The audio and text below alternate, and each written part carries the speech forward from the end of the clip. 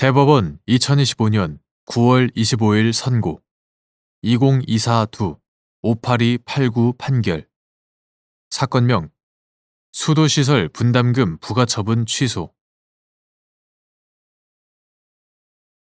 도시 및 주거환경정비법상 정비구역 내 수도시설의 설치 의무 및 비용을 부담하는 주체 도시 및 주거환경정비법상 사업 시행자 정비구역 내 수도시설의 비용 부담 주체인 도시 및 주거환경정비법상 사업 시행자에게 그 수도시설에 관한 상수도 원인자 부담금을 부과할 수 있는지 여부, 소극 및 사업 시행자가 자신의 비용을 지출하여 정비구역 내 수도시설을 설치한 경우 수도법 제71조에서 규정하고 있는 상수도 원인자 부담금을 납부한 것으로 볼 수 있는지 여부, 소극 수도법 제71조에서 규정하고 있는 상수도 원인자 부담금은 수도사업자가 수도시설의 비용을 부담하는 주체임을 전제로 수도공사 비용 발생의 원인을 제공한 자 등에게 그 비용의 전부 또는 일부를 부담하게 하는 것이다. 수도법 제12조 제1항, 제18조 제1항, 제19조 제1항, 제20조, 제21조 제1항, 제43조 제1항, 제60조, 제70조, 제75조를 종합하여 보면 일반 수도 사업에서 급수 설비를 제외한 수도시설의 설치 의무 및 비용은 원칙적으로 수도 사업자가 부담한다고 해석된다. 한편 도시 및 주거환경정비법, 이하 도시정비법이라 한다. 도시정비법 제2조 제4호, 제52조 제1항 제2호, 제92조 제1항, 제2항, 제95조 제1항, 제2항, 제96조, 도시 및 주거환경정비법 시행령 제77조, 제79조 제1항에 따르면 도시정비법상 정비구역 내의 수도시설의 설치 의무 및 비용은 원칙적으로 사업 시행자가 부담한다고 해석된다. 이와 관련하여 정비구역 내 수도시설의 설치 의무 및 비용 부담 주체가 수도법상 수도사업자인지 아니면 도시정비법상 사업 시행자인지 문제된다. 위 각 법령 규정들의 내용에 정비구역 내 수도시설의 신설, 증설 등은 대부분 정비사업상 필요에 따라 이루어지는 점 등을 더하여 보면 수도법과 도시정비법은 정비구역 내 수도시설의 신설, 증설 등에 관하여 일반법과 특별법의 관계에 있다고 보아야 한다. 그렇다면 정비구역 내 수도시설의 설치 의무 및 비용 부담 주체는 특별한 사정이 없는 한 도시정비법상 사업 시행자로 보아야 한다. 한편 상수도 원인자 부담금은 수도시설에 관한 비용 부담 주체가 아니면서 그 비용 발생의 원인을 제공한 자에게 부과되므로 정비구역 내 수도시설의 비용 부담 주체인 도시정비법상 사업 시행자에게는 그 수도시설에 관한 상수도 원인자 부담금을 부과할 수 없다. 따라서 사업 시행자가 자신의 비용을 지출하여 정비구역 내 수도시설을 설치하였다고 하더라도 이를 들어 해당 수도시설에 대하여 부과될 여지가 없는 상수도 원인자 부담금을 납부하였다고 볼 수도 없다.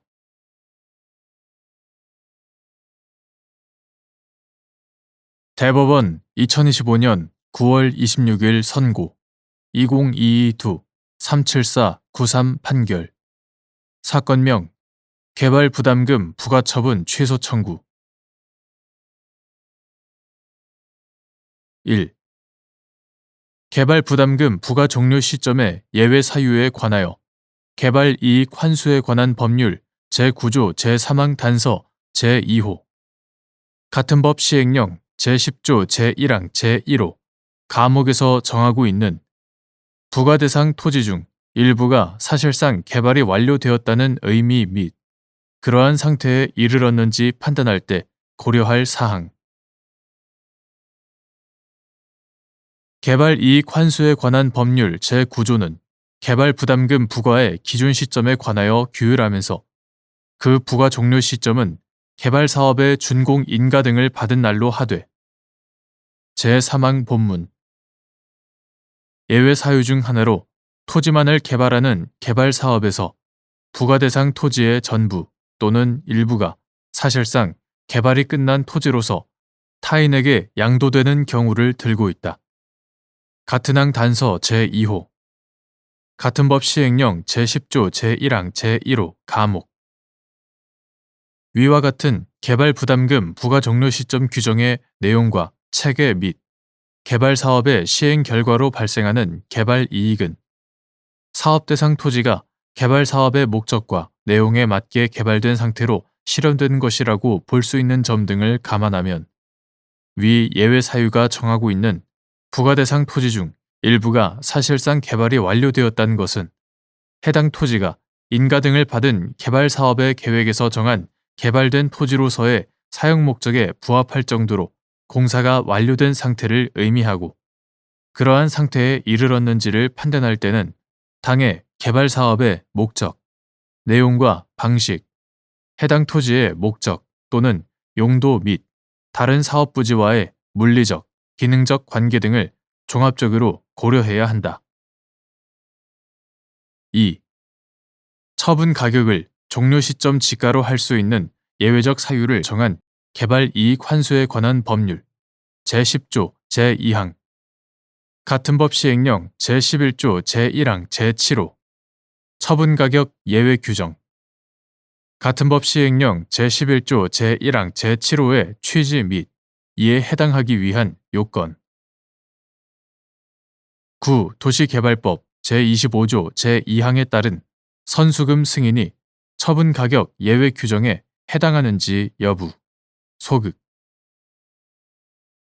개발 이익 환수에 관한 법률 제10조에 따르면 종료 시점 지가는 부과 종료 시점 당시의 부과 대상 토지와 이용 상황이 가장 비슷한 표준지의 공시지가를 기준으로 지가 형성 요인에 관한 표준적인 비교표에 따라 산정한 가액을 기초로 산정하되 제1항 부과 대상 토지를 분양하는 등 처분할 때에 그 처분 가격에 대하여 국가나 지방자치단체의 인가 등을 받는 경우 등 대통령령으로 정하는 경우에는 그 처분 가격을 종료 시점 지가로 할 수 있다. 제2항 위와 같이 위임을 받은 같은 법 시행령 제11조 제1항 제7호는 처분 가격을 종료 시점 지가로 할 수 있는 예외적 사유의 하나로 제1호부터 제6호까지의 경우와 비슷한 경우로서 국가 또는 지방자치단체의 인가 등을 받아 토지의 분양 가격이 결정된 경우를 들고 있다. 이하 법 제10조 제2항과 시행령 제11조 제1항 제7호를 합하여 처분가격 예외 규정이라 한다.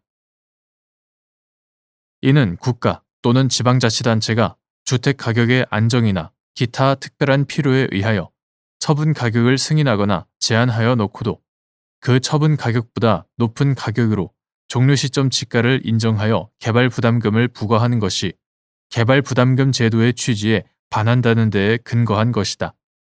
따라서 처분가격 예외 규정에 해당하기 위해서는 처분가격 자체를 승인하거나 제한하는 것을 내용으로 하는 행정청의 인가 등 처분으로 토지의 처분가격이 결정된 경우이어야 한다. 9. 도시개발법 2011년 9월 30일 법률 제11068호로 개정되기 전의 것 9. 도시개발법 제25조 제2항에 따른 선수금 승인은 행정청이 처분 가격을 승인하는 것이 아니라 준공 전에 미리 처분 대금을 수령하는 것을 승인하는 것에 불과하다. 따라서 개발부담금 납부 의무자가 행정청으로부터 선수금 수령을 승인받은 것이 처분가격 예외 규정에 해당한다고 보기 어렵다.